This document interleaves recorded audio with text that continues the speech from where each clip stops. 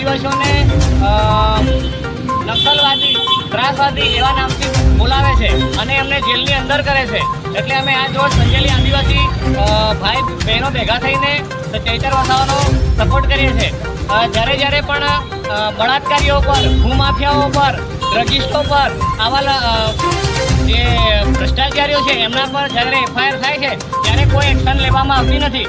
અને જે અમારો સમાજ વીર કામઠા લેતા પણ પાછા નહીં પડે, કાયદો ને કાનૂન પણ હાથમાં લેશે, રોડ રસ્તા પર ઉતરશે અને ઉગ્ર આંદોલન પણ કરશે. જય જોહાર. અલ્પેશ.